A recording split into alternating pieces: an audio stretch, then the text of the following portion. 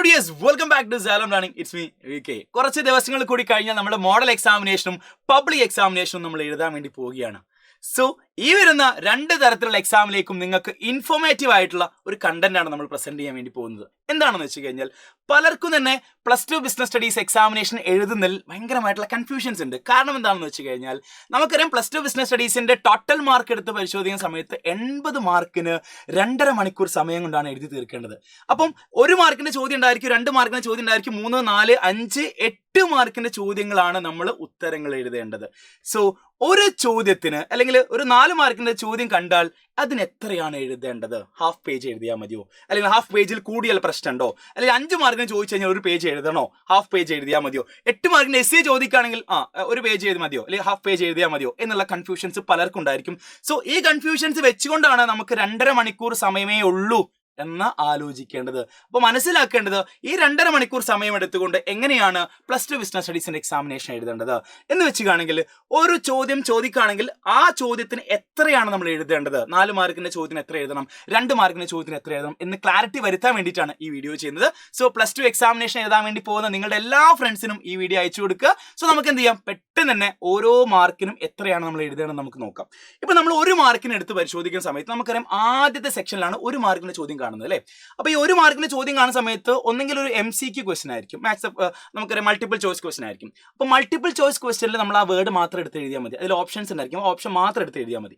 ഇനി നിങ്ങളോട് ഒരു വേർഡ് എഴുതാൻ വേണ്ടി പറയാണ്, അല്ലെങ്കിൽ ഫിൽ ഇൻ ദ ബ്ലാങ്ക്സ് നിങ്ങൾ ഫിൽ ചെയ്യാൻ വേണ്ടി പറയാണ്. അങ്ങനെ പറയുന്ന സമയത്ത് ആ ബ്ലാങ്ക്സിൽ ഫില്ല് ചെയ്യേണ്ട സാധനം മാത്രം എഴുതിയാൽ മതി, അല്ലെങ്കിൽ കോൺസെപ്റ്റ് മാത്രം എഴുതിയാൽ മതി. അത് എക്സ്പ്ലെയിൻ ചെയ്യരുത്. 1 മാർക്കിന്റെ ചോദ്യമാണ്, അവിടെ കിടന്ന് കൂടുതൽ സമയം എടുക്കരുത്. ഇനി നമ്മളുടെ 2 മാർക്കിന് ചോദ്യം എടുക്കുകയാണെങ്കിൽ പലർക്കും സംശയം ഉണ്ടായിരിക്കും 2 മാർക്കിന് എത്ര എഴുതണം എന്നുള്ളത്. So clarity വരുത്തിക്കോ. 2 മാർക്കിന് ചോദിക്കുകയാണെങ്കിൽ നിങ്ങളോട് എന്ത് എഴുതിയാൽ മതി, ഒരു 2 ലൈൻ അല്ലെങ്കിൽ 2 സെന്റൻസ് മാത്രം എഴുതിയാൽ മതി. ഫോർ എക്സാമ്പിൾ ഇപ്പോൾ സ്പാൻ ഓഫ് മാനേജ്മെന്റ് എന്ന് ചോദിക്കുകയാണ് അല്ലേ. അപ്പൊ സ്പാൻ ഓഫ് മാനേജ്മെന്റ് എന്താണെന്ന് 2 സെന്റൻസിൽ എഴുതിയാൽ മതി. ഓക്കെ, അത് 3 സെന്റൻസിലേക്കോ 4 സെന്റൻസിലേക്കോ പോവരുത്. മാക്സിമം ഒരു 3 സെന്റൻസിൽ എഴുതി ചുരുക്കുക. എന്ന് വെച്ചാൽ 2 മാർക്കിന് ഒരു 2 സെന്റൻസോ 3 സെന്റൻസോ എഴുതുക. ഇൻ കേസ് നിങ്ങളോട് പോയിന്റ് ആണ് ചോദിക്കുന്നത്, അപ്പൊ ചില 4 പോയിന്റ് എഴുതാൻ വേണ്ടി പറഞ്ഞിരിക്കും. സോ ആ പോയിന്റ് മാത്രം എഴുതുക, എന്നാൽ 2 മാർക്ക് കിട്ടും. 4 പോയിന്റ് എഴുതി 2 മാർക്ക് കിട്ടും. അല്ലെങ്കിൽ 2 പോയിന്റ് എഴുതാൻ വേണ്ടി പറഞ്ഞിരിക്കും. സോ 2 പോയിന്റ് മാത്രം എഴുതുക, 2 മാർക്ക് കിട്ടും. സോ ഈ രീതിയിലാണ് 2 മാർക്കിലേക്ക് നിങ്ങൾ എക്സാമിന് ആൻസർ ആയിട്ട് എഴുതേണ്ടത്. ഇനി 3 മാർക്കിന്റെ സെക്ഷനിലേക്ക് വരിക. 3 മാർക്കിന് നമ്മൾ എങ്ങനെയാണ് എഴുതേണ്ടത്? ശ്രദ്ധിക്കേണ്ട കാര്യം, ഇപ്പോൾ ഒരു ക്വസ്റ്റ്യൻ ചോദിക്കുകയാണ്. ഫോർ എക്സാമ്പിൾ പ്ലാനിങ്ങിന്റെ 3 ഫീച്ചേഴ്സ് എഴുതാൻ വേണ്ടി പറയാണ്. അപ്പോൾ പ്ലാനിങ്ങിന്റെ 3 ഫീച്ചേഴ്സ് എഴുതി ചില ക്വസ്റ്റ്യനിൽ എക്സ്പ്ലെയിൻ എന്ന് പറയാറുണ്ട്. അപ്പം പ്ലാനിങ്ങിന്റെ 3 ഫീച്ചേഴ്സ് എഴുതുക, അതിന്റെ താഴെ ബ്രീഫായിട്ട് ഒരു സെന്റൻസിലോ 2 സെന്റൻസിലോ ഇതിന്റെ എക്സ്പ്ലനേഷൻ എഴുതുക. എന്നിട്ടായിരിക്കണം ആൻസർ കംപ്ലീറ്റ് ചെയ്യേണ്ടത്. അപ്പം 3 പോയിന്റ് എഴുതാൻ വേണ്ടി പറഞ്ഞിട്ടുണ്ടെങ്കിൽ പോയിന്റ് ഔട്ട് എന്ന് പറയുകയാണെങ്കിൽ ആ 3 പോയിന്റ് മാത്രം എഴുതിയാൽ മതി. ഇനി എക്സ്പ്ലെയിൻ എന്ന് പറയുന്ന സമയത്ത് 3 പോയിന്റ് എഴുതുക, അതിന്റെ തൊട്ട് താഴെ 2 സെന്റൻസിൽ എക്സ്പ്ലനേഷൻ കൊടുത്താൽ മതി. ഓവറായിട്ട് ഒരു പേജിലേക്കോ അല്ലെങ്കിൽ ഹാഫ് പേജിന് അപ്പുറത്തേക്കോ നിങ്ങൾ എഴുതരുത്.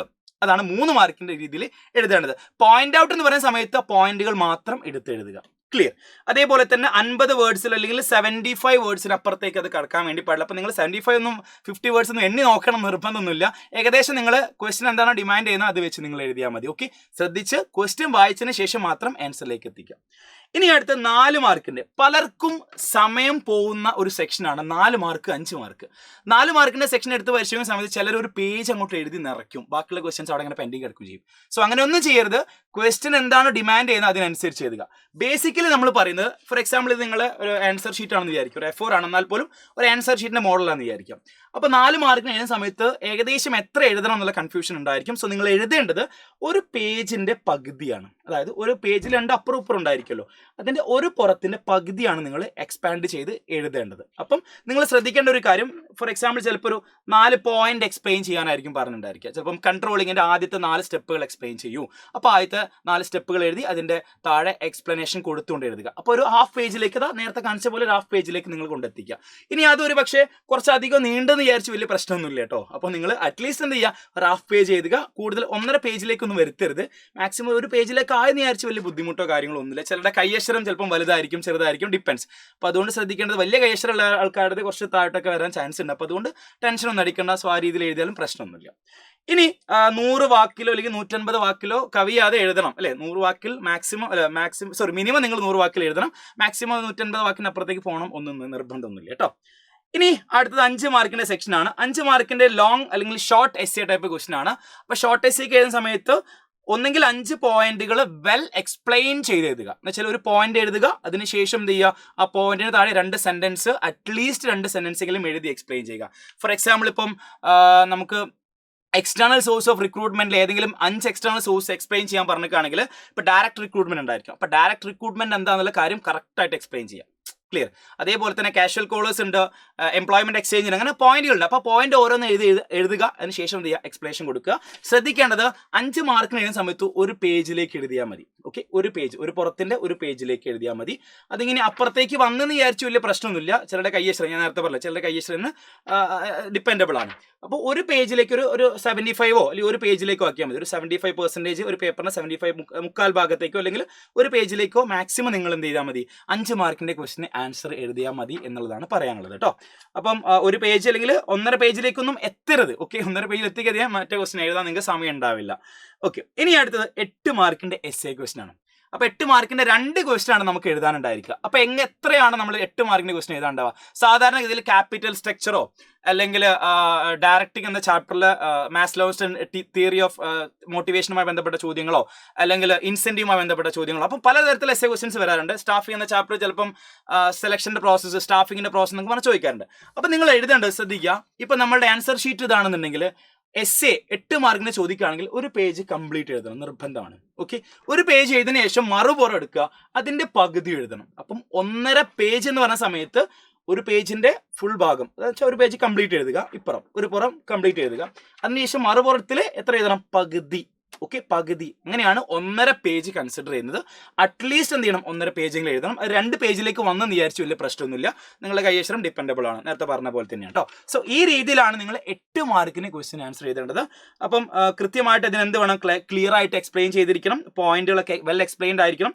അതേപോലെ തന്നെ 8 മാർക്കിന്റെ എസ്സേ ഡിമാൻഡബിൾ ആണെന്ന്, അതിനൊരു കൺക്ലൂഷൻ ഡിമാൻഡബിൾ ആണെന്ന് തീർച്ചയായിട്ടും കൺക്ലൂഷൻ കൊടുക്കുക, ഇൻട്രൊഡക്ഷൻ കൊടുക്കുക. സോ ആ രീതിയിലായിരിക്കും നിങ്ങൾ 8 മാർക്കിന് എസ്സേ ക്വസ്റ്റൻസ് പ്രസന്റ് ചെയ്യേണ്ടത്.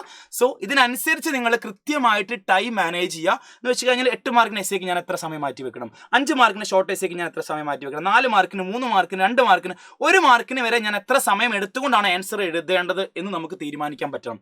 സോ ഇതിന് ഒരൊറ്റ വഴി മാത്രമേ ഉള്ളൂ. വെച്ചുകയാണെങ്കിൽ പരീക്ഷയ്ക്ക് പോകുന്നതിന്റെ മുന്നോടിയായിട്ട് ഏത് എക്സാമിനേഷൻ ആയിക്കോട്ടെ, ഇപ്പം അക്കൗണ്ട്സ് ആയിക്കോട്ടെ, എക്കണോമിക്സ് ആയിക്കോട്ടെ, ബിസിനസ് സ്റ്റഡീസ് ആയിക്കോട്ടെ, എല്ലാ എക്സാമിനേഷൻ നിങ്ങൾ 2.5 മണിക്കൂർ സമയം എടുത്തുകൊണ്ടോ അല്ലെങ്കിൽ ഒരു 60 മാർക്കിന്റെ എക്സാം ആണെങ്കിൽ 1.5 മണിക്കൂർ സമയം എടുത്തുകൊണ്ടോ ഒന്ന് പ്രാക്ടീസ് ചെയ്ത് നോക്കുക. അപ്പം നിങ്ങൾക്ക് മനസ്സിലാവും എത്ര സമയം എനിക്ക് എടുക്കാൻ പറ്റും ഒരു എസ്സേ എഴുതാൻ വേണ്ടിയിട്ട്, എത്ര സമയം എനിക്ക് 3 മാർക്കിന് ചോദ്യം എഴുതാൻ വേണ്ടി എടുക്കാൻ വേണ്ടി പറ്റും. സോ ഇതിനൊരു ക്ലാരിറ്റി നിർബന്ധമായിട്ട് നിങ്ങൾ വരുത്തണം. അല്ലെങ്കിൽ എക്സാമിനേഷൻ ഹാളിൽ ടെൻഷൻ അടിച്ച് ഒരു ക്വസ്റ്റ്യൻ എഴുതാൻ വേണ്ടി പറ്റാതെ, അല്ലെങ്കിൽ നിങ്ങൾ പഠിച്ച കാര്യം നിങ്ങൾക്ക് എഴുതാൻ വേണ്ടി പറ്റാതെ നിരാശയോടെ നിങ്ങൾക്ക് എക്സാമിനേഷന്റെ ഹാളിൽ നിന്ന് പുറത്തിറങ്ങേണ്ടി വരും. സോ അതുകൊണ്ട് ഈ കാര്യങ്ങളൊക്കെ ശ്രദ്ധിക്കുക.